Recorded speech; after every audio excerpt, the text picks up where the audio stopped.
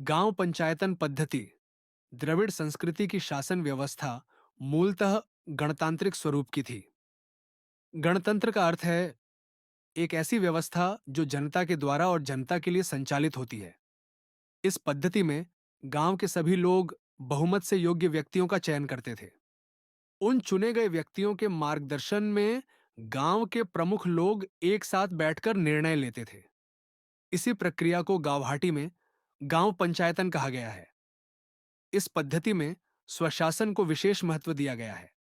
भारत, विशेष रूप से महाराष्ट्र में समय के साथ अनेक राजनीतिक बदलाव हुए, फिर भी ग्राम संस्कृति अपनी स्वायत्तता और आत्मनिर्भरता के कारण आज तक टिक पाई है। और इसका मूल कारण गांव पंचायतन संस्कृति ही है। इस तरह की शासन प्रणाली का आधुनिक रूप अध्यक्षीय लोकतंत्र है, जो वर्तमान में अमेरिका जैसे देशों में प्रचलित है। हालांकि प्रलय पूर्व युग में स्थापित 12-5 संप्रदायों में समय के साथ द्रविड़ और आर्य संस्कृतियों के प्रभाव से कुछ मामूली बदलाव अवश्य आए हैं, फिर भी उनका मूल ढांचा और आत्मा आज भी सुरक्षित है। हाल के समय में नीति, न्याय और धर्म, इन तीन सिद्धांतों से जब समझौता हुआ, तभी इन संप्रदायों से प्रकट होने वाली दैवी शक्ति की चमक कम हो गई है। यह एक कठोर सच्चाई है।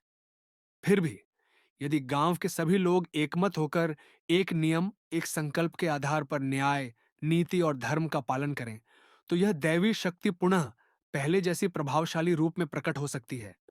इसमें तनिक भी संदेह नहीं है।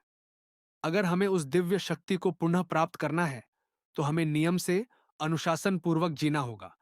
जिस प्रकार प्राचीन काल में लोग नीति, न्याय और धर्म को अपने जीवन का मूल आधार मानते थे, उसी तरह आज भी यदि हम सत्य, संयम और समर्पण के साथ अपने जीवन में इन सिद्धांतों को अपनाएं, तो वह शक्ति फिर से हमारे बीच प्रकट हो सकती है। नियमित आचरण, सामूहिक एकता, सच्चे भाव से धर्म का पालन और स्वहित से ऊपर समाजहित को रखना, यही मार्ग है उस पुरातन दिव्य चेतना को फिर से आमंत्रित करने का। गांव की शक्ति धर्म की पगडंडी से होकर आती है,